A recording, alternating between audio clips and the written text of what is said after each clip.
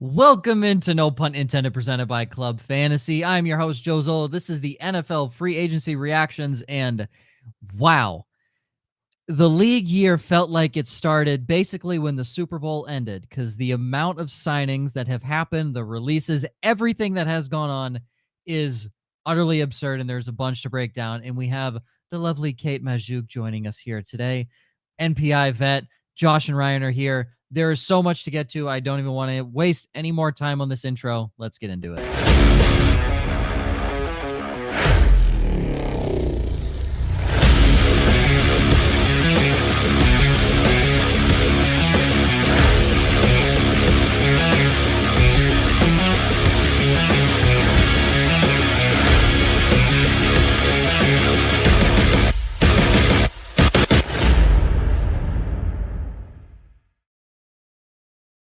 Welcome into No Pun Intended, presented by Club Fantasy. I'm your host, Joe Zollo. As always, Josh and Ryan, and Kate, not Michelle Magdziuk, because that's what she joined the chat as, but now it's Kate. Kate, how are you?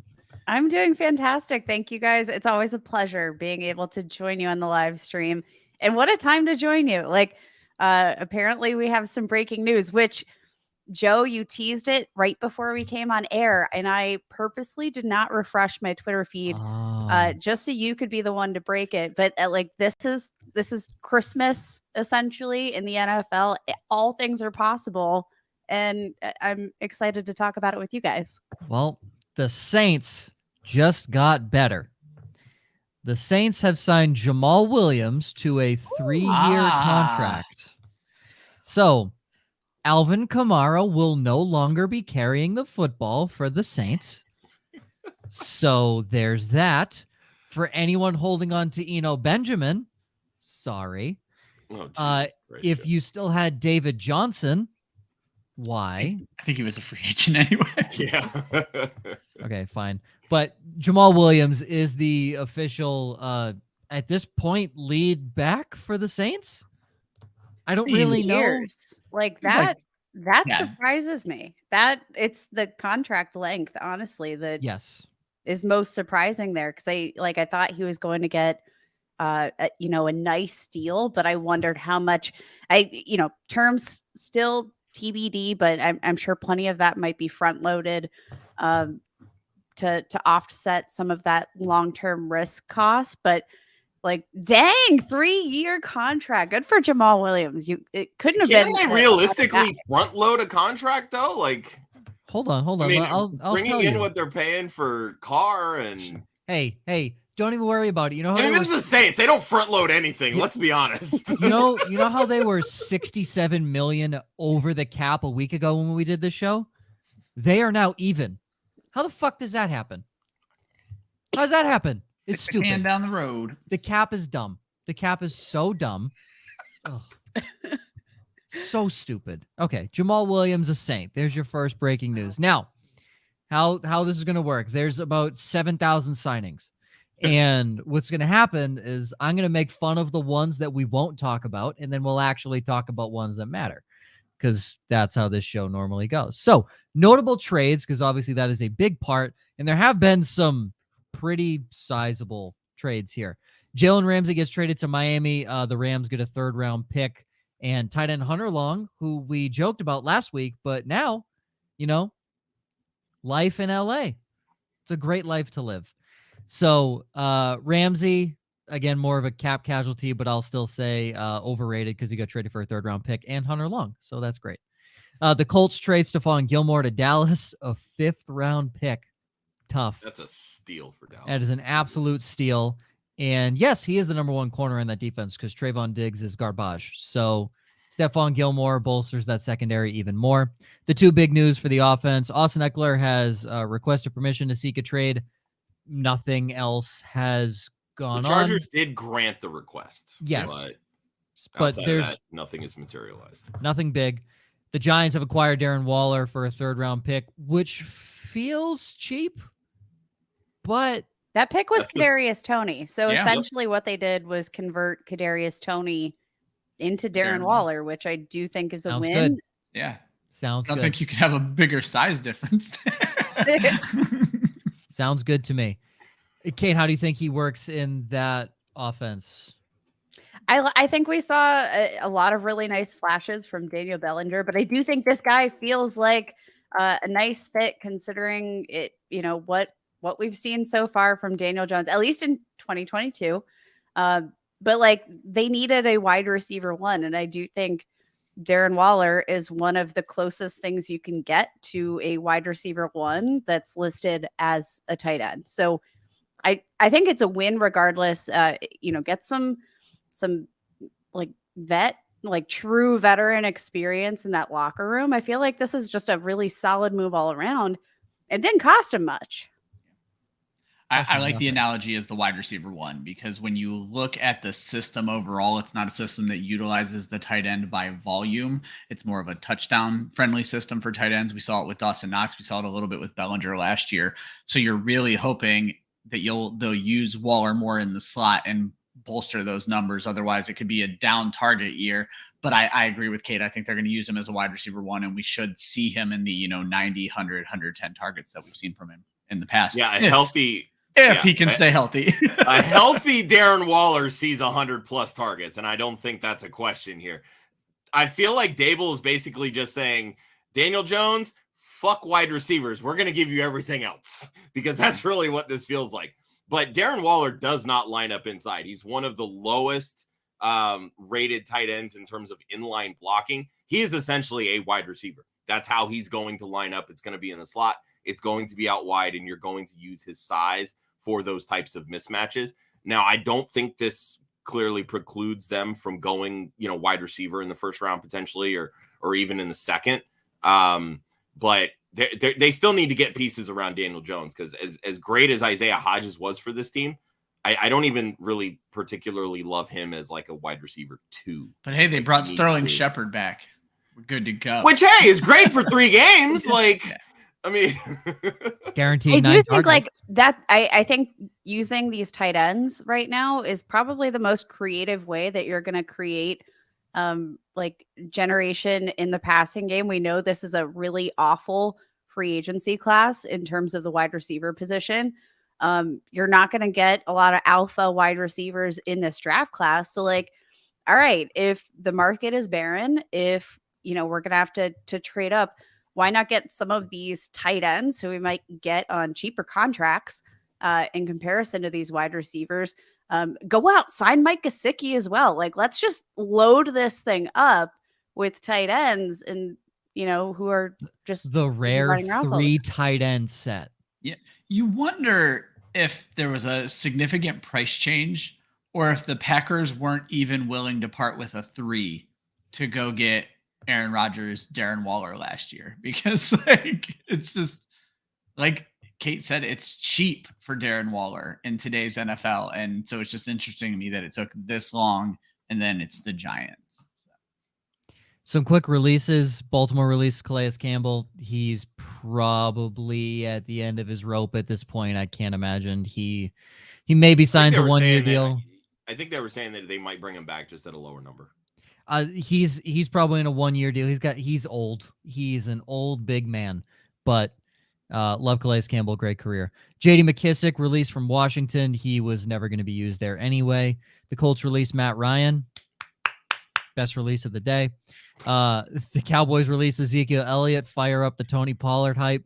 Eagles expected to release Darius Slay. It's a post-June 1st release. Same thing with Zeke as well. He is a designated post-June 1st. And the Browns released Jadeveon Clowney and John Johnson, both post-June 1st designations. John Johnson's interesting. He is a solid safety. Jadeveon Clowney's an absolute joke of a first overall pick. So some team will get him because of the name value, and they will be underwhelmed at his performance. So I'm curious to see where Zeke lands now. I've seen some people hey, Buffalo, go get him. Buffalo needs obviously losing Singletary, they need something there, but this is huge for Tony Pollard up until draft day when the Cowboys spend that first round pick on Bijan Robinson. Because that's such a Jerry Jones move. What a dick. What a dick. This is why fantasy football managers can't have nice things. Well, in all honesty, though, we saw him thrive better as the 1B. So is it a terrible thing? Or at least, he could be the 1A and it's more split. I'm just saying it's not the worst thing, but keep an eye on Zeke to Los Angeles if anything happens with this Austin Eckler, because Kellen Moore's over there. So very true. Here's the thing though, like Dallas, if they're going to want to, or if they're going to hope to draft Bijan, like they're sitting at 26. I feel like he's not going to. So like, what is Dallas going to be willing to give up to trade up and be in the position to draft Bijan? Because I do feel like Jerry Jones is the type of guy that's going to get really antsy. I don't feel like he's just going to like sit around and just see if Bijan falls, if he really is in love with him the way that I feel like you have to be willing to say we're not opposed to taking RB in the first round. Like it's such a funny ponderance because like he was one of the last to take a running back really high in the draft. And they won nothing. And so like, let's do it again and see if this one works. And so it's like that quote from what's the show? Oh my gosh, the Bananas, Money in the Banana Stand. What's that show? The Arrested Development. Arrested Development, where he's like, it never works. But everybody always thinks it might. Yeah. But maybe it'll work for us. Exactly. Like Jerry Jones is just banking on himself over and over again. The definition of insanity is doing the same thing over and over again and expecting a different result. Jerry Jones is insane, and I think we can all agree on that. So, well, but here's the thing: Stephen Jones has basically convinced him that hey, we need to go away from how you typically make decisions, and then they draft all these offensive linemen. Guess what? They're still not winning. Just wait for Jerry Jones to be like, I don't care about your sensible moves because they don't fucking work either. We're doing this my way again. Like I'm just waiting for it. I'm waiting for the power struggle. Let's overpay for a running. Waiting for it. Yeah. Okay. The Chicago Bears. I see a question in there from Dice Dealer, and we'll get to it in a sec. Bears did some work. They have done sizable work. I would be happy if I was a Bears fan. They dealt the number 1 overall pick, and they got DJ Moore, the 9th overall pick, the 61st overall pick, a 2024 first, and a 2025 second. That's pretty good. Yeah. That's a big move. I'm surprised they went as far back as 9, if I'm being honest. Well, they got a weapon for they got a true one. Definitely helps. They got a true one for Justin Fields. They then drop back to 9, which again, maybe they move up, but I don't think there's much reason. I think they're comfy at 9. You get a first next year to continue rebuilding, and you throw in another 2nd-round pick. I think you're set up very nicely for a rebuild. And a first on that next trade. year that should likely be a top 10 pick. Like, oh yeah. I think they like everything about this was absolutely brilliant, just like top to bottom. DJ Moore essentially worth a 1st-round pick. So you get 3 first-rounders, 2 second-rounders.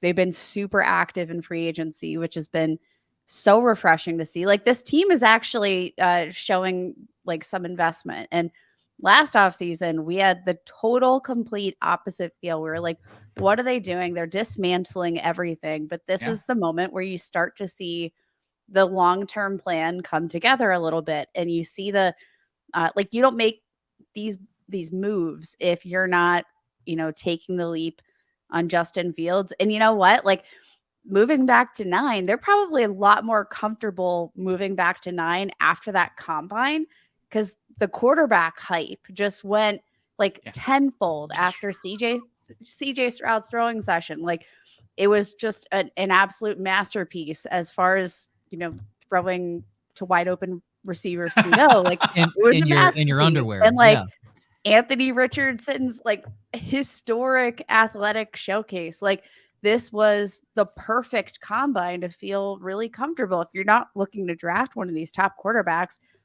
they probably did some work to force themselves to go within that top 9 range, which gives you a little bit more cushion to play around with at number 9.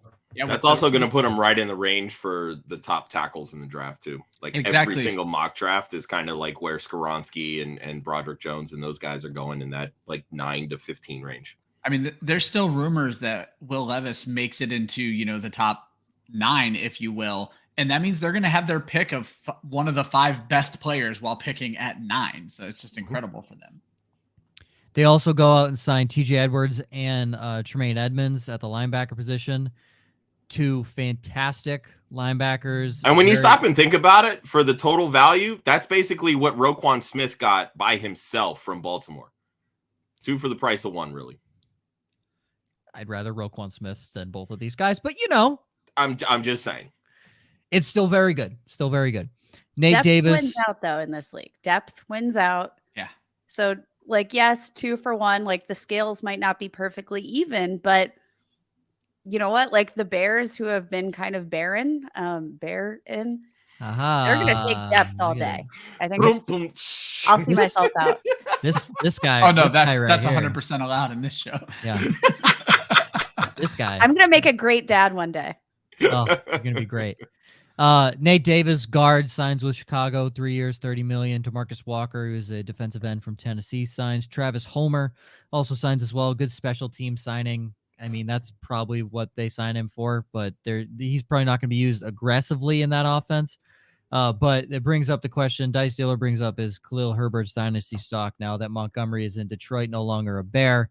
I think everybody agrees, and I could probably change for the group here. It is very high considering they have For now, that could change. Still have the draft. I am trading the shit out of Khalil Herbert if I have him right now because the polarization here is incredible. Ryan, I want to hear your case because like I'm so far on the polar opposite side and it feels like there's no middle ground at anywhere for the dynasty community. Well, let me be clear. I might be the middle ground. I like Khalil Herbert a lot. Obviously you like his efficiency numbers, but as we've said a million times, backup running backs are always going to be more efficient. So if he slides into a higher volume role, you're going to see a drop in efficiency.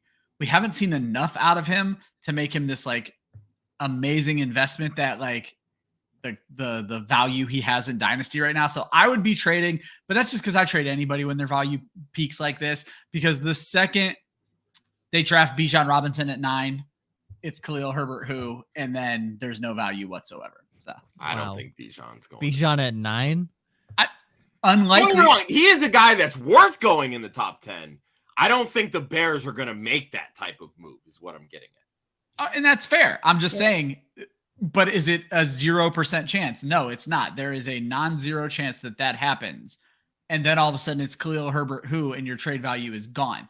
Now, to Kate's point, and I'll just let you make it, it's that we could just be completely wrong. And if Herbert's that good, it doesn't matter what the value fluctuates because you're going to have a good player next year. So, I mean, that's the thing. Like you either have to buy now or you have to be very content not having him, period. Because at any point, if we get to the point where this organization comes out and says Khalil Herbert's the guy and he's going to get the volume, then we know, like, sure, we can presume the efficiency will go down, but we're also going to assume that like Khalil Herbert's just a really freaking good running back. Like if he sees the volume, I do think he is an RB1 for fantasy, like without a doubt in my mind.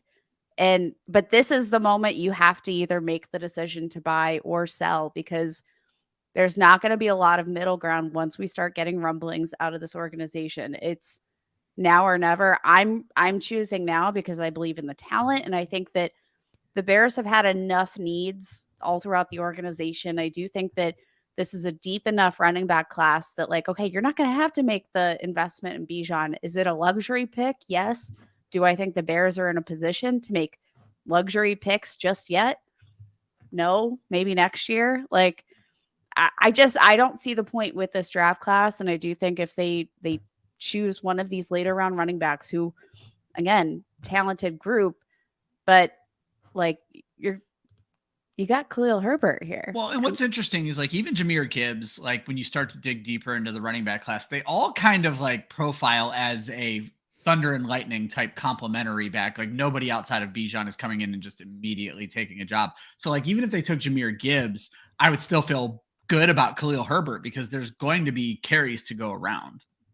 So if you feel like Bijan's the one guy we have to be concerned about, then I feel like you should be buying Khalil Herbert because fair. what are the chances that a team, Jerry Jones doesn't somehow jump ahead if the Bears make it seem like there's enough of a threat there. But like, I mean, if the threat is Bijan, then I say you buy, period. I guess my only concern with him is that we've not seen more than 160 carries in a season. And then there was just how incredibly bad David Montgomery was behind that offensive line. Like, there's just a lot of red flags for me to be like, I don't know that I'm willing to pay Khalil Herbert prices right now, Kate. I just don't think that's the mindset I'm in. So. We didn't see over like 120 carries this season, though. And I feel like the community is much more willing to buy on Tony Pollard right now. I did a dynasty thread. I think last time I checked, it was like 80% of people would rather pay up for Tony Pollard right now than Khalil Herbert. And I think the likelihood feels much stronger that Tony Pollard's going to lose work to Bijan Robinson. A Bijan Robinson. Yeah. Like, I feel like the threat is actually there. Whereas I think with Khalil Herbert, it's less so. So, like, again, you have a running back that hasn't had a huge profile of work, has been super successful when he has, but I actually think there's more value for Khalil Herbert. I'm going to get off my high horse. I love Khalil Herbert. I wish I loaded in a breaking news soundbite because we just signed in Chicago. Could you imagine? Could you? It is a running back though, which is funny. Pretty sure I called this 2 weeks ago, 3 weeks ago, just saying that. The Carolina Panthers have signed running back Miles Sanders. Bam! He will join. He's going to be wide receiver 1. At this point, maybe. 20 targets. Yep, that'll do it. Yeah. But overall, I think it is mixed. Scamper saying sell Herbert and Pollard. Mills thinks that the Bears make a move for Derrick Henry later on. Tennessee's looking to sell, and he also says the best running back in Chicago is Justin Fields, so it doesn't even matter. And he's not wrong in that statement that he is the best running back in Chicago. But moving on to the next team, the Texans. Some life down there in Houston. It's some life. Might not be good, but it's some. They go and sign Robert Woods, 2-year, 15.5, super cheap, veteran guy. Coach up the young guys. There you go. Shaq Mason, like him a lot. I'm surprised they got him for that cheap. I know the line in Tampa wasn't that good this past season, but Shaq Mason is one of the best run blocking guards in the NFL. So give Dameon Pierce, a guy like that, to run behind. Good match. Fullback / tight end Andrew Beck. I love that you added this in here. Chase Winovich signs. Case Keenum most likely signed to either bridge or mentor the guy they're drafting at 2. Mike Boone signs with Houston. Hassan Ridgeway signs. Jimmy Ward and Noah Brown. Pieces. The point I was getting at with this, Joe, is they're looking to build through defense and running the football. When you go and get Shaq Mason, you bring in a fullback, which is an archaic position. You have Dameon Pierce. It would not shock me at all if they add another depth piece from this strong rookie class. They're gonna play defense and they're gonna run the football, and it's gonna be in the mold of D'Amico Ryans. Shocking, a defensive coach is building around defense and running. Oh my God, we've never seen that before. D'Amico Ryans flipping the script. No, it is very, very, very common for a defensive-minded head coach. The Falcons doubling down on the run game. I can't believe it was a 7th-round pick for Jonnu Smith. They can't give 8th-round picks. That's why, Joe. What an absolute kick in the nuts the last 48 hours have been to be a Patriots fan.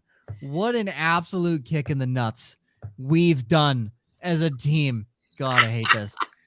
He's off the roster. That's fine. To all you Kyle Pitts owners, congratulations. He's never blocking a day in his life anymore because that's what Jonnu Smith is for. He's never blocking again. He is the wide receiver 1 for the Atlanta Falcons. They also extend Chris Lindholm and re-sign Kaleb McGary. 2 huge re-signings for the Atlanta offensive line. Keith Smith resigns a fullback 1 year deal. Taylor Heineke comes to back up, presumably back up Tesman Ritter. Yeah, that it feels like they got Heineke. Feels like they're probably going to go with Ritter. Also sign Daniel. It's David Onyemata. Oh, okay. Yep, whatever. David Onyemata. Good. I'm not talking to you, Siri. How do you get that from Daniel? How do you get that from Daniel? That was fantastic. I feel that's an overpay for Onyemata, but anyways, they got the best defensive back in free agency, Jesse Bates, absolute dog. That is a fantastic signing for them. Yeah. Caden Ellis, they're just signing the entire Saints defense is from what it looks like. So, Atlanta, great start so far to their free agency. Denver, shopping at Target with Walmart money. Good writing. Love it. Oh my God. That is fantastic. That's good. That's good. Josh writes Who did scripts. this? Josh. Oh, that was me. He's a script writer. So, perfect. Shopping at Target with Walmart money. Get it? Because the guy owns Walmart. Ben Powers and Mike McGlinchey, they get a guard and a right tackle. I like Matt on Ben Powers, and Mike McGlinchey has been great, but has also at times been beat very easily, especially in the pass game. This tells me they're going to run the football a lot. Oh, yeah. A lot. Because McGlinchey, if he has a glaring weakness in pass blocking. Yes, glaring weakness in pass blocking. The GOAT, Jarrett Stidham, fucking why, signs to be the backup for Russell Wilson. Why? That's stupid. Chris Manhertz adding to the blocking. Very good blocking tight end. Alex Singleton, dog. Wonder who mentioned him last year. Fuck you, Josie Jewell. Alex Singleton's the guy. 3 years, $18 million. Let's go. Most underrated signing so far in defense. Zach Allen signing to Denver. That is a very underrated signing. Broncos fans will be very happy that they have him. Fucking fullback. Why have there been 3 fullback signings? It's day 1 of the league year. Why have there been 3 fullback signings? There was more fullback signings than running back signings. That's like a day 56 kind of thing. That's not a day 1 kind of thing. And then Samaje Perine signs with Denver as well. That's a solid signing. Really good backup. And I mean, hell, he might freaking start. I was going to say, with all the worries with Jamaal Williams. He might start at this point. Quick, going to run through all these other notable signings, then we'll break it down by each position, guys that are, actually worth talking about. Big notable signings. Daron Payne basically reset the defensive tackle market. Highest paid deal for anyone not named Aaron Donald. One of the best in the league. Well worth it. Javon Hargrave.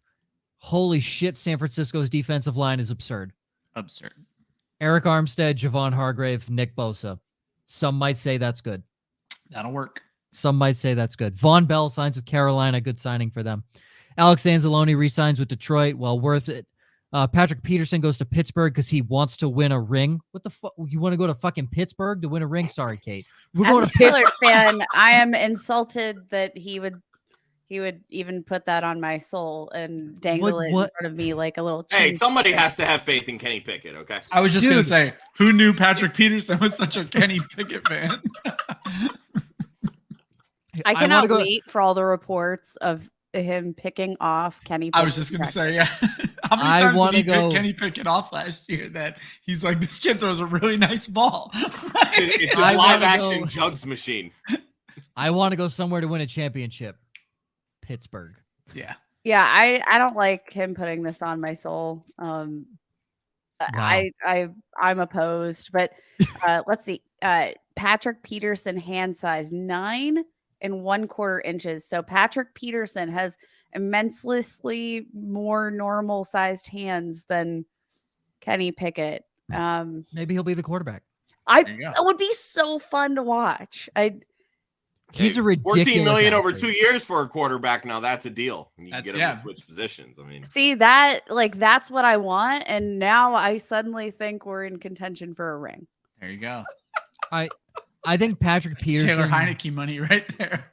I think Patrick Peterson's washed, but still, that's a solid deal for a vet. He had a fantastic 2022. Like, you he got to did. give the he was he old did, as shit, he wanted to play but he 2 had a more great years. season. He still makes big plays. That's the thing so that's where teams want him. So. He also gets beat in man-to-man coverage because he's 35 and can't run anymore. So you're telling me you're going to go play in a division with Amari Cooper and Devin Duvernay, guys that run 4.3s like that? You can't keep up with them. Joe, I feel like this is the time in the show where I always need to mention for people new to IDP or just dabbling in IDP, Patrick Peterson is a fantastic corner for IDP because of the big plays he makes. No, he's not. He was like one of the top corners in IDP scoring last year.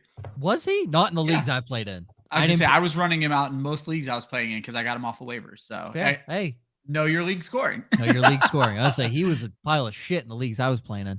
Speaking of a pile of shit, Jamel Dean signs for 4 years, $52 million. Really?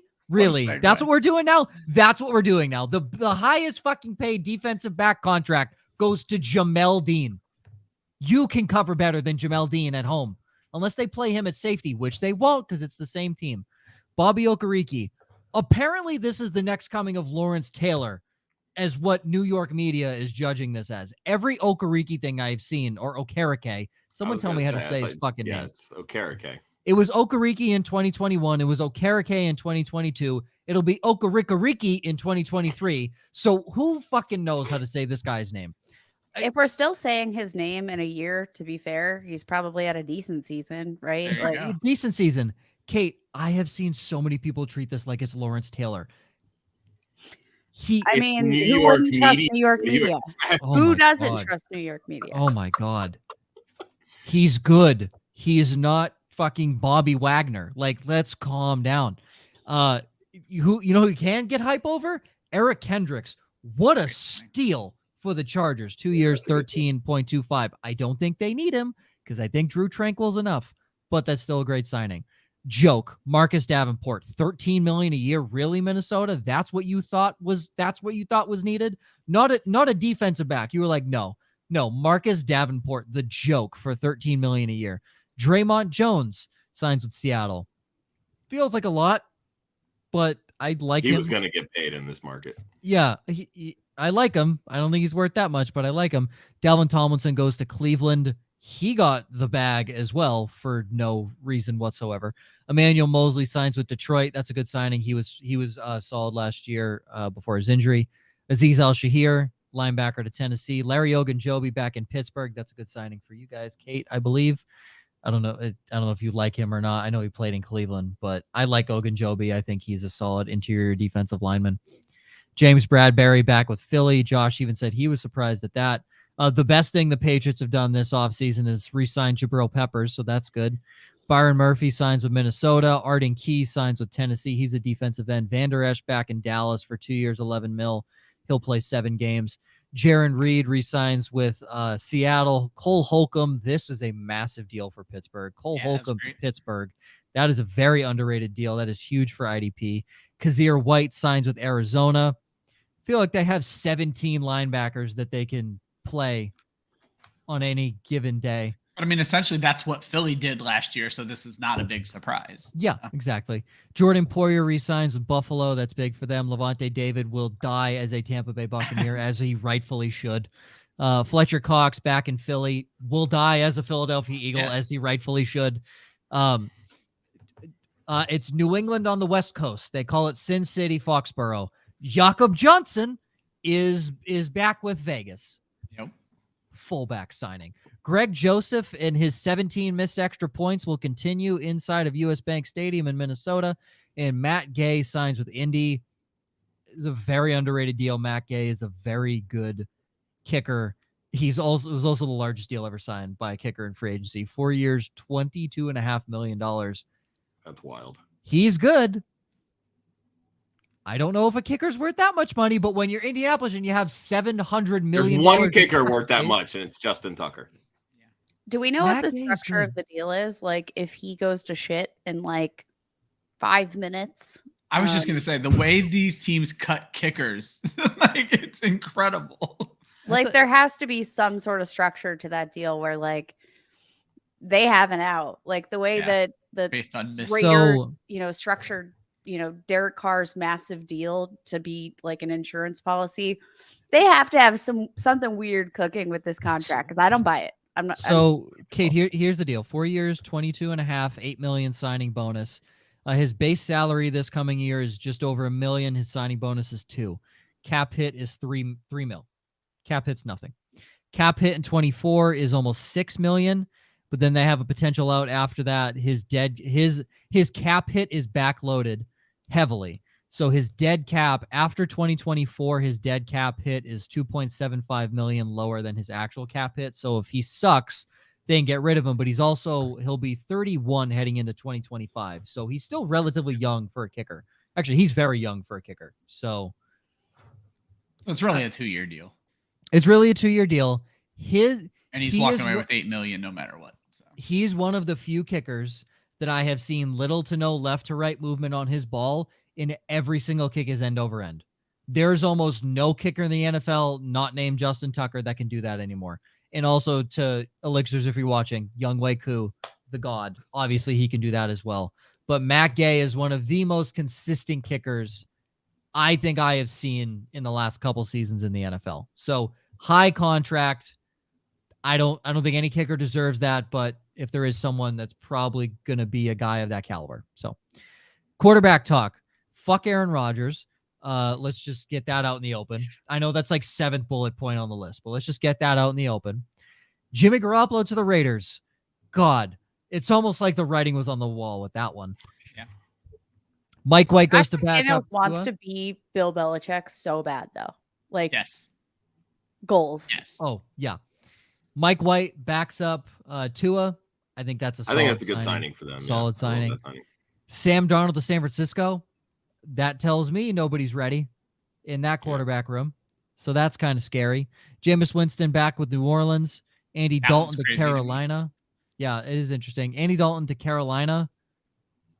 Presume starter at this point? I think that's, again, kind of a bridge deal. I mean, they're sitting at number 1 overall. Dalton's not going to get the start over the number 1 overall pick. So. No, God, unless, of course, maybe they spend it on Anthony Richardson, but who knows? Could you imagine? Nick Mullins re-signs with Minnesota. Baker Mayfield to Tampa Bay.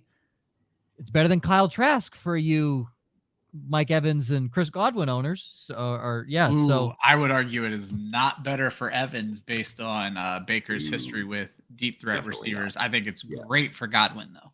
Okay. Here's the thing, though. I'm pretty sure, like, if we look at the stats for Baker Mayfield on deep attempts, like, I might be totally off base here, but I feel like Josh is going to look it up right now. Yeah, I don't know the flat out because I actually feel like my stats that I've recorded for various podcasts, like, and I have none of them in front of me. So, like, this is just totally blind.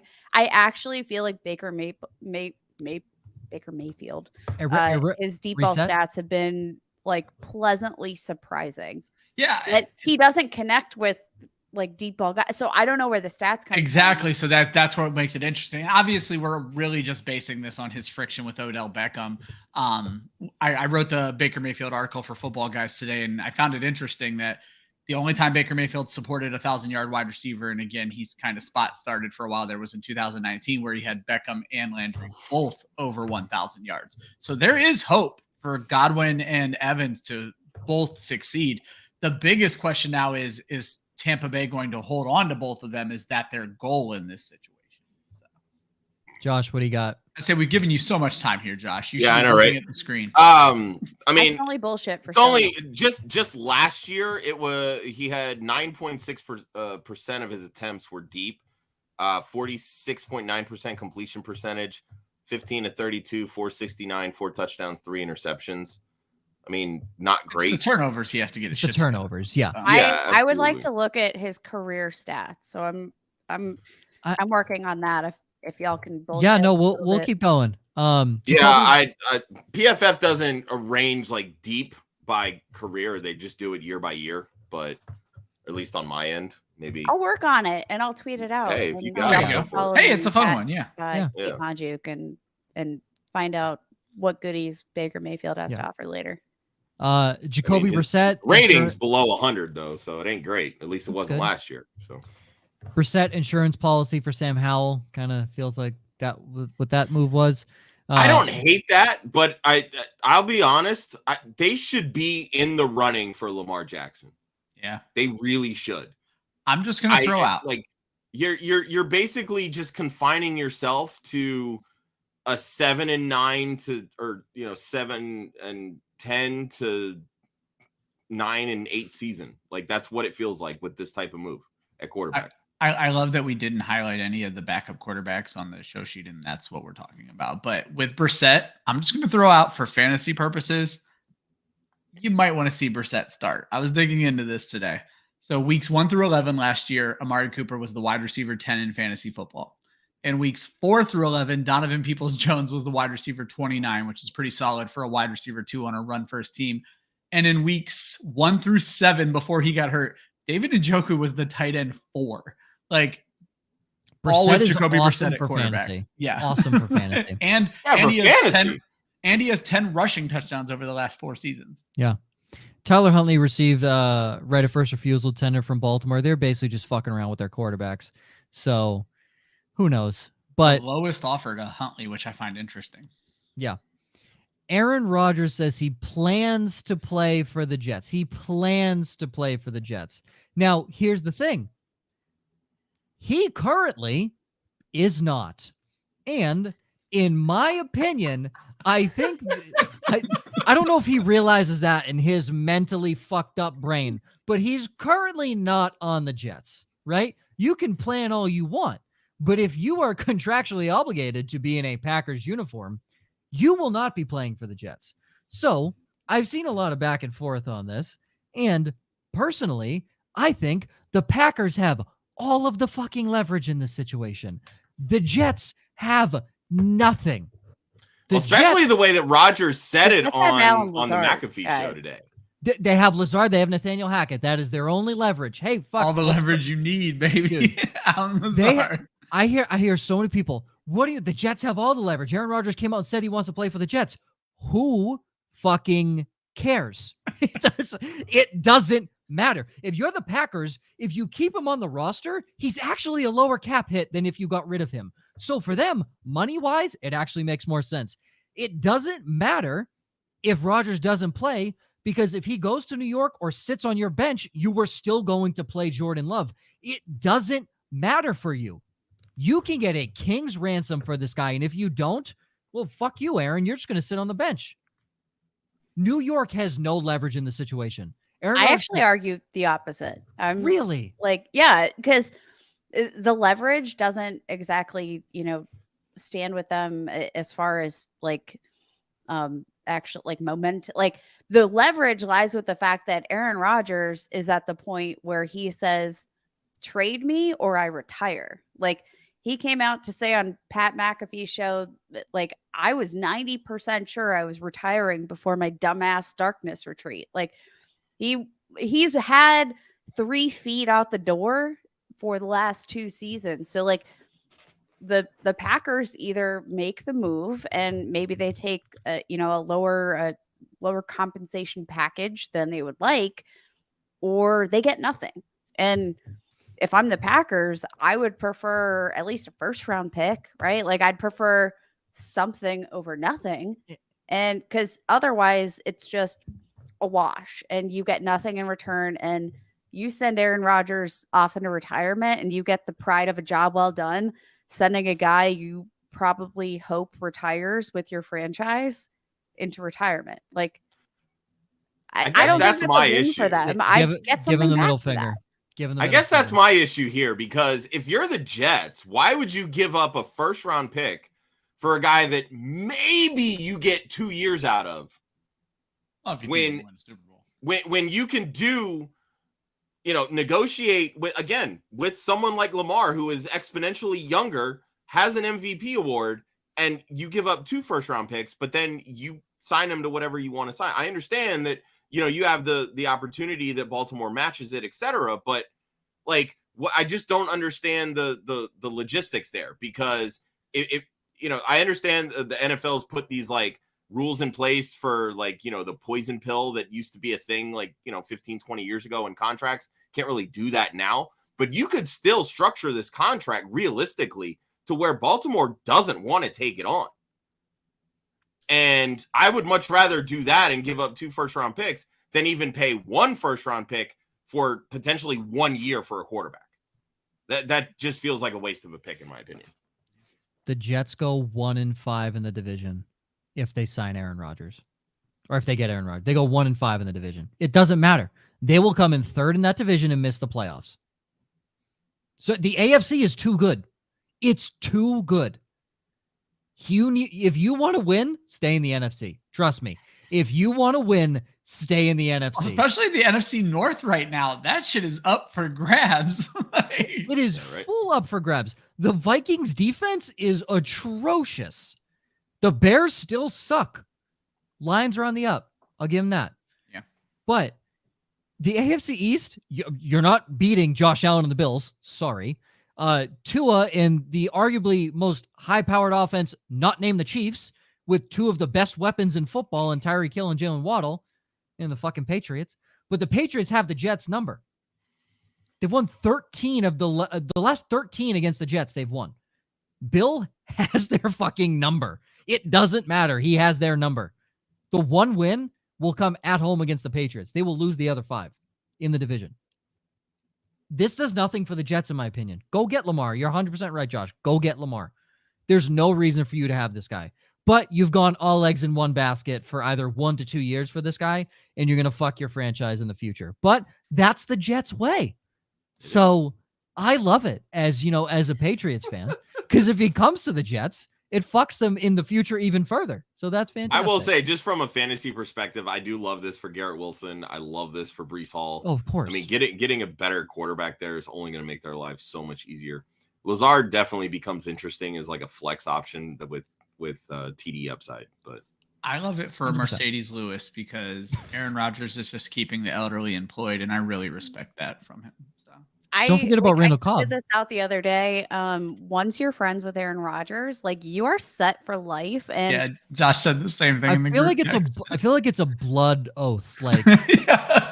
There's some weird. It's a darkness retreat. You my dog. You coming with me, bro? There's got to be some weird ritual to be Aaron Rodgers' friend. Called a fucking Would you darkness do the ritual? retreat. Yeah, if I'm getting 4 years, $44 million, like, yeah, I'll fucking do the ritual. I don't care. Yeah. Like, I'll do whatever you want. Just like pay me. Hey, but like, I'll do weird shit to Aaron Rodgers for $40 million. For real, like. Can I get that on a t-shirt? Can I get that on a t-shirt? Kate, I want that on a t-shirt. Kate, I'm a lesbian and I would do dirty stuff to Aaron Rodgers for $40 million. I want that on a t-shirt. That's what I want on a t-shirt.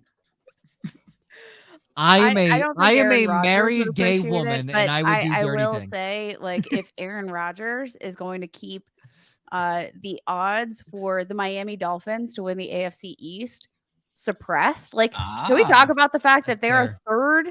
They have the 3rd best odds in the AFC East, only ahead of the Patriots. Sorry, Joe. Oh, like, the Jets. That's what I did see that the Vegas already readjusted for Rodgers. They already readjusted, and has nobody been paying it? Like, I think the Miami Dolphins have had one of the best and most underrated free agency periods, and they're at plus 370 right now. Like, give me the Dolphins, baby. Yeah. Like, again, sorry, Joe. But if we're going to bet against Josh Allen, give my money to the Miami Dolphins right now. And thank you to Aaron Rodgers for pushing those odds down the board. And thankfully, Miami re-signed every one of their bullshit running backs. That just helps them even more.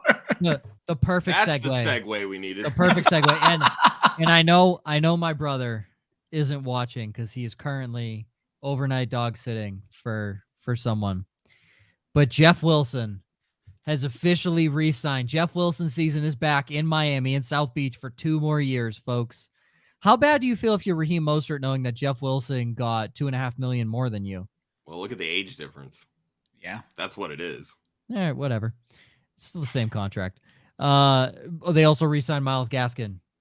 Thank goodness. Thank goodness. I can rest easy now. The man is back. Someone's going to get those 3.2 yards per carry we need. Now to some of the real signings. Love Rashad Penny. This. Cheap deal for Philly, 1 year, 2.1. If he's healthy, he's one of the most efficient. Oh my God. Dude averaged 6 yards per carry in Seattle with a bottom 5 offensive line.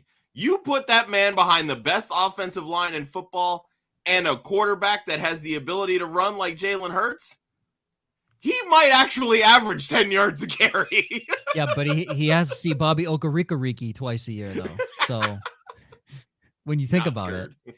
And Leighton Vander Esch. David Montgomery goes and signs with Detroit. I'm sorry, Boston Scott also re-signs with Philly. I missed that one. Giant killer. Need him twice a year. John Killer's back. It's too bad, Bobby. You ain't fucking touching him. David Montgomery signs with Detroit, 3 years, $18 million. It's pour one out for DeAndre Swift. Yeah, pour one out for DeAndre Swift. If David Montgomery plays the Jamaal Williams role, oh shit, that is nice. That is nice. And you know what I love? He's still going to go in like the 5th round of fantasy draft. Oh, you might be underestimating it right now, obviously before the signing, but right now he was going in like 7th, 8th, 9th round of best ball drafts. So, damn. Yeah. Let's fucking go. Yes. Oh my God. David Montgomery on every one of my fucking rosters. Well, hold on a second, Joe, because I'm going to pour some water on this. Kate, your face does not look, Kate, your face does not look, I'm combining words here. You don't look impressed with David Montgomery is what I'm trying to say here. Big Khalil. I'm kind of torn, honestly, with this signing because I do think, I think David Montgomery, he's going to be a value. I do think he's going to be a value. I've gone back and forth in this conversation. Does he do more to hurt DeAndre Swift than Jamaal Williams does? And I definitely think he does. So I'm kind of just mourning the opportunity. I really thought we were going to see some potential. We are actually I've of the also been same very mind skeptical there. of DeAndre Swift, but you see the flashes and you just want to see this man succeed. And David Montgomery is not the signing that's going to make that happen. Kate, I agree with you. I love DeAndre Swift, and I think he, with the ball in his hands, you could argue is one of the most electric. He's electric. That is the same word that was in my head. You could argue that he is the most electric running back in the NFL with the ball in his hands. There's stiff competition, but you could argue he's there. It is sad because he can't stay healthy. And if he could, we could possibly be talking about him as the best running back in the NFL if he could stay healthy. And that's the thing. Everybody's talking about, how big of a pill in the side of Swift's side was Jamaal Williams. Kate, you brought up, potentially Montgomery being the same. The only thing that is detrimental to DeAndre Swift is DeAndre Swift. Yes. If he's healthy, he can fucking play. Ridiculous. And it doesn't matter if he only has 5 touches or if he has 15 touches. Because if he's healthy and he's on the field, he's going to do great things. He has to be healthy. He had 8 touches in one game and had 25 fantasy points. Gross. That's absolutely how good gross. he is. And the Lions have a fantastic offensive line too. Yes, very good. Which helps them. What did I say? What did I say in the running back show? Give David Montgomery a good offensive line. That's all I ask. And then if he's still bad, then we can talk shit about him. Yeah. But here's the good thing with Montgomery. We know he breaks tackles. That's something that Jamaal Williams did pretty well. What Montgomery brings to the table, though, is that he can actually catch passes. He got hands. What was it? Three straight years, I believe, with over 50 targets. He could catch 100%. Yeah. And that will definitely help in the instances that DeAndre Swift isn't available. But here's what I'm going to throw out. That's going to make them more dynamic as a duo, in my opinion. In Green Bay, Jamaal Williams was a pass catcher, and then he came to Detroit and just gave that role up. So I don't know that we're not going to see a similar situation with Montgomery because, DeAndre Swift was at 70 targets last year. He's clearly going to lose carries. He only hit 98, 99 carries last year. He's clearly going to lose a ton of carries here. Not from 99, just we're never going to see him as a bell cow. I don't know that all the passing game work or even a large portion of the passing game work is going to shift to Montgomery. If they have very well-defined roles and Swift is the passing guy and Montgomery's the runner, I'm still okay with both. So Ryan, I'll add that yes, Jamaal Williams did see more targets in Green Bay, but he never saw anything over 45 targets. I was literally just looking that up. Yeah. Yeah. And in Detroit last year, now obviously DeAndre Swift was the main proponent of the receiving game. He had 16 targets, but his first year in Detroit, he had 28, which was 7 less than the year prior in Green Bay. So I'm saying Monty had the one big year, but I don't think Monty's even had a year as good as the 5. He's averaged almost 50 targets a season. He had 2. He had one over 60, one over 50. Last year he had 40 targets, which again he missed 4 or 5 games last year. 5 games. Or no, 2 years ago. I mean, I'm sorry. Last year he played 16 games, but it is the offense just wasn't as efficient. That's all. Very different offense.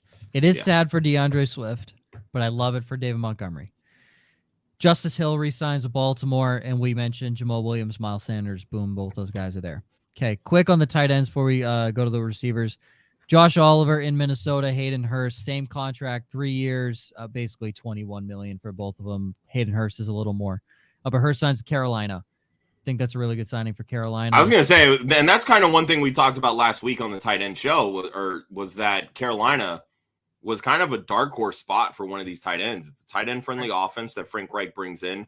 I don't think many of us thought that Hayden Hurst would be the target, but yeah, I don't hate it because he is one of the better blockers amongst this group of tight ends. So Kate made the connection that Darren Waller is the wide receiver 1. Hayden Hurst is the wide receiver 1 right now. Currently. Yep. Miles Sanders is the wide receiver 2. Yeah. Don't worry. Shai Smith, wide receiver 3. Terrace Marshall. All the Terrace Marshall truthers are ready to break out. Oh, yeah. Oh, yeah. Oh, they're waiting. They're waiting for that one big game. I told you so. All right. Now, this list makes me so angry to talk about the wide receivers. Other than Ashton Doolin, there might not be a happy name on this list for you. No.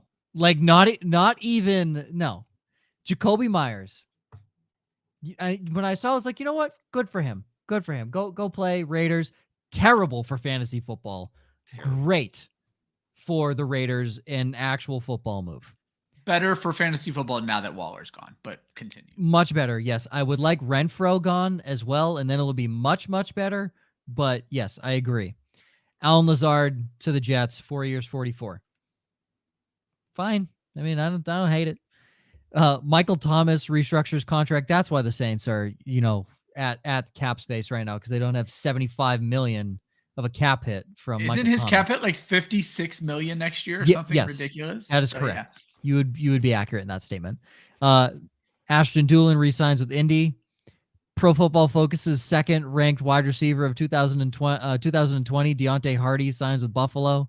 2 years, $13.5 million. Fucking wow. Okay. And the pinnacle of them all. I saw this and I almost slammed my laptop shut at work and almost drove home because I was so visibly. I was leading a meeting that I am the team captain for, and I saw this come through and I visibly sighed out loud.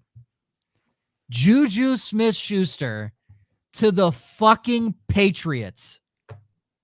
Why? In what world was this the move? It's the same contract as Jacoby Myers. Do you really not think that Juju Smith-Schuster has more upside than Jacoby Myers? Because he does. Like, we've already you and I, this show could not be divided more perfectly right now. Am I the ball buster in this group? No, me and you are all Juju, and I have to fight with them every week. I am so glad you are here. Hold on. Ryan, let's start our own show. Hey. Joe, Josh, get out of here. How many veteran receivers have come into New England and have failed to learn the offense? How many? All of them? Great answer. Jacoby Myers. That offense isn't here anymore, bro. This is Bill O'Brien's offense. It's the same fucking offense. It's the Bill same. O'Brien has not run this offense in any of these years where these veterans were coming in and failing. It is Bill Belichick's team. It is going to be roughly the exact same thing. It is. It 100%. You can't tell me Matt Patricia was running that fucking offense last year. You was can't look at what plays. Bill Bryan was doing in Houston and saying that was the New England offense either, though. Again, very fair, but he was the head coach there. He's not the head coach anymore. Okay. Jacoby Myers knew the team, good locker room guy, he knew everything. Juju now comes in, relearns, no chemistry with Mac Jones, no nothing. You are starting over. And I'm sorry, Jacoby Myers has had better seasons recently than Juju. Juju as a 1 is not a good 1, and we have all agreed on that. We have all agreed he can't get open as a wide receiver 1. He is the wide receiver 1 opposite right now, Devontae Parker. This is not a move that scares anybody. Now, if they go and trade for DeAndre Hopkins, this move makes a lot more sense. Makes a lot more sense. Go get Odell. What they're trying to do. And Kate, this makes it a little more palatable. I just don't like Juju in general. As a TikTok star, fuck you. Go be with Jackson Mahomes, kiss each other, and just call it a day. People are so bitter about, like, okay, let's look at the stats, Joe. Let's look at the stats. Because actually, like, comparatively speaking, Juju had a pretty decent season. Like 77% catch rate. Better than Jacoby Myers. Who is his in terms of who's his yards quarterback? per target Who's since his quarterback? his rookie season. Who's his quarterback? 9.2. Like, and I get it. It was with Patrick Mahomes. It was the best fucking quarterback in the league. It's not Mac Jones. I was going to say, Jones can deliver a football. Touchdowns from the best quarterback. Mac Jones could barely deliver a baby if he was given step-by-step instructions. He cannot deliver a baby with step-by-step instructions. Yeah. Barring like complicated medical stuff. I'm going to make the argument I made a few weeks ago to Josh and Joe, when you guys argued that Juju wasn't the best wide receiver on the Chiefs. And I said, well, Andy Reid, who I trust infinitely more than both of you, says that he was. Joe, I believe you respect Bill Belichick and his knowledge of football, correct? Yeah, I don't respect his knowledge of receivers. Jacoby Myers, let's call this what it was. They straight up chose Juju over Jacoby Myers. Yeah, it's the same contract they've done. If ands or buts about it. So they now also chose N'Keal Harry over DK Metcalf and AJ Brown. We want to talk about the history of Bill? So did everybody in their dynasty drafts, except for me, by the way. In the last 2 years, Andy Reid and Bill Belichick are team Juju. I'm fucking team Juju. I'm gonna side with those guys every time. I'm not. I've watched like an absurd amount of Juju play football just as a Steelers fan. And I will say, like, from an NFL fan, I was so, like, from my standpoint, I was so disappointed. I was hoping that he would come back to the Steelers because, like, this is a dude he's clutch. Like, he's had some bad moments in the spotlight. Like, I'll never forget. I think it was a catch and fumble against the Saints that would have like taken us into the playoffs or something. Like, it was a nightmare. But like, when you are in need of a first down, there aren't many wide receivers in the league that I would want more than Juju, like, period. And this comes from somebody who's just watched a lot of Juju. Catches the football. He catches the football. And like, for as much as you want to hate, like, literally, if TikTok were not a thing, Juju probably wouldn't even, like, we wouldn't be having this conversation. I genuinely believe that. Yeah, probably. But it is. So you had a guy. You had your guy. You had your guy. That's all I'm saying. You had the guy. Now, again, if they go out and get a wide receiver 1, fine. But he is playing Kobe Myers wasn't a wide receiver 1. But he could get open in one-on-one coverage. Juju cannot, and that is a fact. You can't argue that. That is a fact. He's great in zone. So is the wide receiver 7 on UT Chattanooga. Anyone can get open in zone coverage. And what has that shown for him? Because the best it's shown for him is 804 receiving yards and 6 touchdowns, which is great. But do you want that leading your team? Do you want your wide receiver 1 to have 804 receiving yards and 6 touchdowns? Because I don't. I want to know the ceiling's higher than that. If you put Jacoby Myers on the Chiefs, he has an infinitely better season than Juju Smith-Schuster. infinitely I was better gonna say season. Myers also missed 2 games last year too. He missed 3 games last 3 year. games. Okay. So that's right. Juju at least missed 1. Yeah, Juju was only played 16. I'm just saying, you had your guy. Go out and get a wide receiver 1. Fine. Juju still can't get open in man-to-man coverage, and there's no way he's getting open against Sauce Gardner, Jalen Ramsey, or Tre'Davious White. That's 6 games a year. Your current wide receiver 1 is shut down. That's You're 6 games not allowed to a season. celebrate him when he leads the Patriots in receiving. Trust me, Joe will never celebrate Juju. He very well might because he's competing with Devontae Parker and Tyquan Thornton. Of course he's going to lead the team in receiving yards. Of course he is.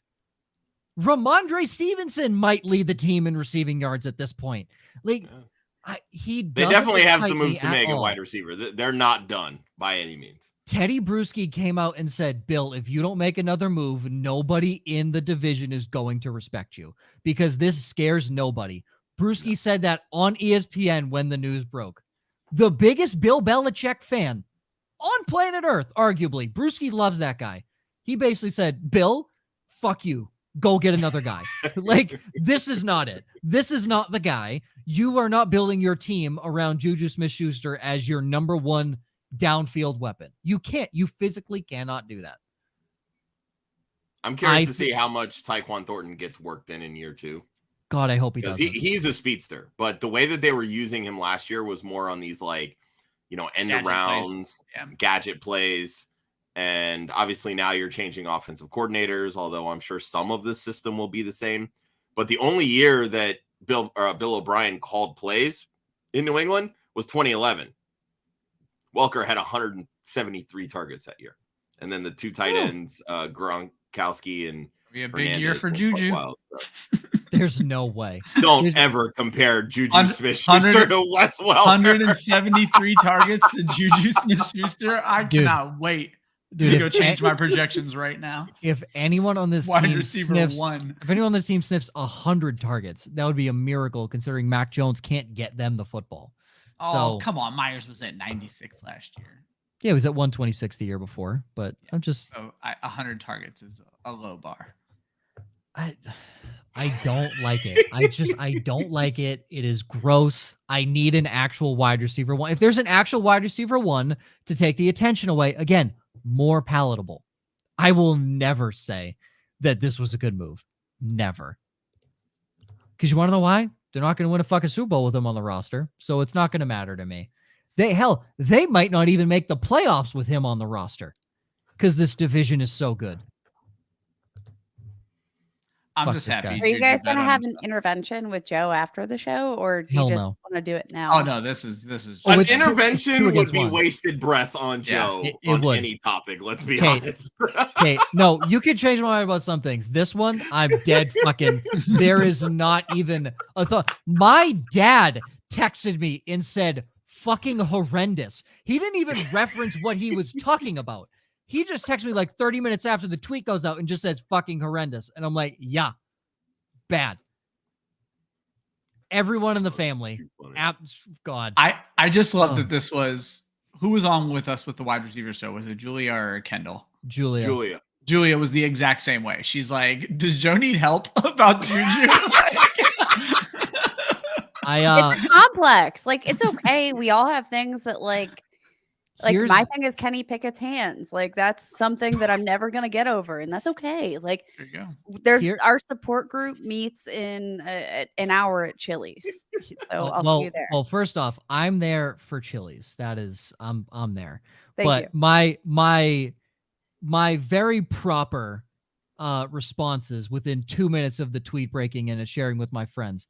I want to die. Someone please kill me. I'm asking for the Lord to strike me with all the mighty power he has. Oh my God. Very rational. Right? Yeah. Very What's rational. That gift that it's like, get some help. Yeah, the Michael Jordan. Stop it. Get some help. Can you guys make a GIF like Josh, Ryan, just get together? Actually, Joe's the one that knows how to do those, not me. Yeah, I'm the content guy. Together. Oh, intervening God. for Joe. I think that would be special. Well, this has been amazing. I'll run through the offensive lineman signings. What a way to end the show. Oh, we don't. Oh, man. Well, Kelsey resigns in Philly, Wiley to Washington, McGovern to Buffalo, Jawan Taylor, right tackle to KC to replace Wiley. Ethan Poche.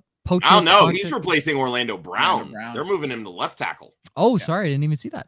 Yeah. Pochek resigns with Cleveland, Dillard to Tennessee, Bradley Bozeman, center to Carolina, Beacham to Arizona, Garrett Bradbury back with Minnesota, Brendel resigns with San Francisco as the center, Will Hernandez resigns in Arizona, and Riley Reif to the Patriots.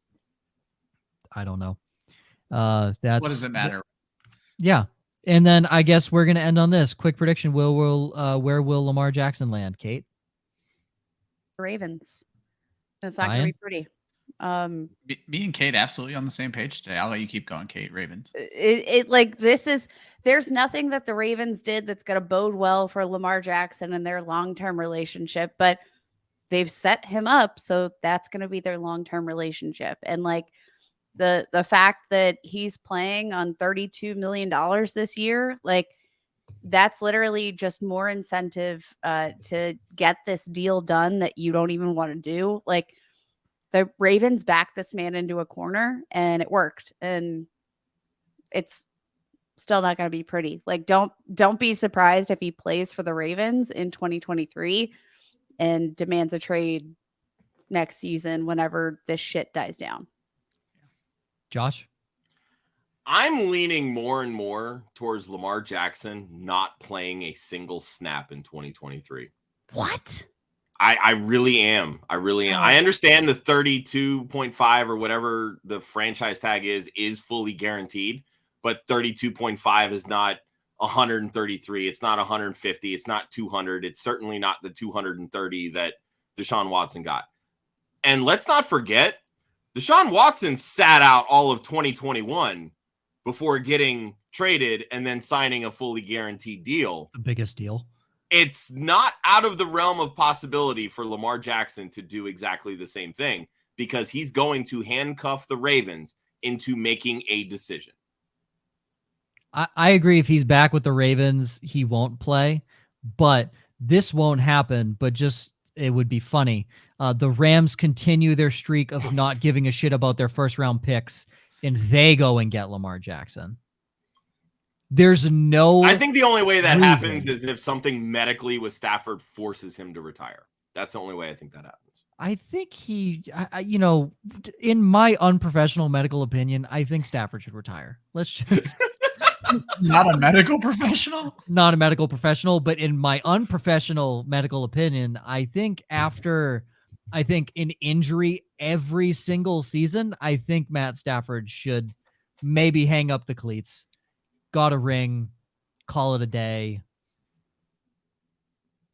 I don't know. I think he should call it a good career. I think that's what he should do. Definitely one of the better quarterbacks to play during his time. He beats out, he didn't win a Super Bowl crowd because he did win one. So, if the guys that have won one Super Bowl in his career, he ranks up there with probably the best of them. I mean, him and Rodgers, you're one Super Bowl kings because he's far ahead of Joe Flacco. So I was going to say there really aren't very many quarterbacks that have multiple Super Bowls. So, I mean, even just getting one, I think is quite the accomplishment. Yeah, I think Stafford's up there. So, he should go out and it was a sad note last year, but please God, don't risk your health any further. I don't know a single person that doesn't like Matt Stafford. Like, he's just a likable guy. So please retire with some grace and maybe you'll make it to Canton one day. I don't think so, but maybe at this point we're letting most anybody into the NFL Hall of Fame nowadays. So true. He'll probably make it there. All right. Kate, thanks for coming. Thank you for having me. This was so much fun. I'm sorry to have gotten in here, stirred up some shit before I left, but I'm glad I did it. I stirred up all the shit. Don't worry. I constantly do that. Every time I come on this show, like something's stirring. I'm just like, listen, when it broke, Josh didn't even text words. He just sent laughing emojis. He didn't even send words. He simply just sent emoticons. Joe, I'll see you at Chili's in like 45 minutes. I would. There's not a Chili's for 3 hours here. I love that you know that. I love that you know that. The closest Chili's is in Fargo, North Dakota, and it is 3 hours away. 2 hours and 15 minutes if you're driving like I do. Lord. Okay?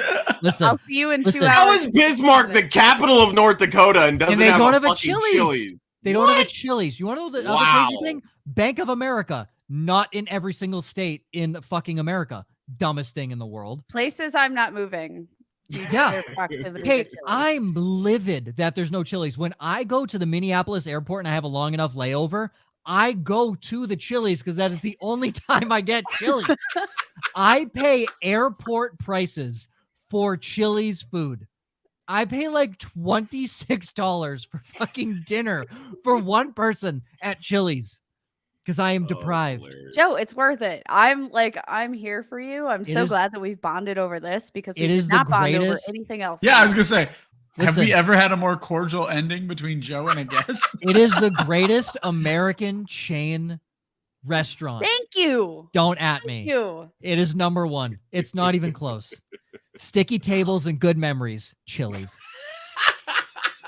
It is number one by far. I need that on a t-shirt. We have started a full-fledged t-shirt business on today's show. So we have sticky tables, good memories, Chili's. I'm a married gay woman, and I would do anything to Aaron Rodgers for $40 million. Yes.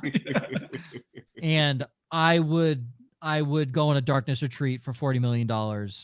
Ryan, that's your t-shirt. So, yeah, hey, why not? Why not? It's fantastic. Lose my number. Also already on a t-shirt. It's fantastic.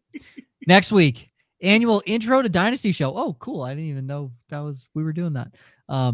Everyone learns with me. This is great. This year, we're looking at different ways to enter into a Dynasty League startup, draft, or taking over an orphan team, which is the best way to break in. Michael Sicoli and Joel Worth will be joining us. They are both Club Fantasy faces, so you get to see a couple of those lovely gentlemen. I believe Joel's been on NPI once, maybe. I know you probably been on our Start Sit show on Saturday. Yeah, probably seen a lot of Joel. I don't think too much of Michael as much on Club Fantasy. Michael has been on Starts a Different Day, and then he co-hosted last year's draft show with you. Yeah, so if you join us on the draft show, that was Michael. He'll be joining us next week to talk Dynasty and tell me everything I'm doing wrong with my team. But I have Tony Pollard, so who's laughing now? Kate is. Go get Khalil Herbert, bitch. Trade Tony Pollard for Khalil Herbert straight up. Yeah. My running backs are loaded. JT, Tony Pollard, Ramondre Stevenson. We're having a good time here. That's all I'm saying. All right. For Josh, Kate, Ryan, myself, you can follow Club Fantasy on Facebook, Twitter, and Instagram. The URL is clubfantasyffl.com. Always remember, use the code Club Fantasy, 20% off, free shipping, manscaped.com. Where are we on now? We're on St. Patrick's Day, and apparently every city in the fucking world had their St. Patrick's Day celebration last weekend. So with that St. Patrick's Day, it is the dumbest thing in the world. The holiday falls on the party day of the week. So let's do it the week prior. God, America is so smart. Well, now you get two of them. Yeah, now you get double the money that you can then save some because you're getting 20% off in free shipping at manscaped.com with the code Club Fantasy. So always remember, defense wins championships, offense wins fantasy football. We will see you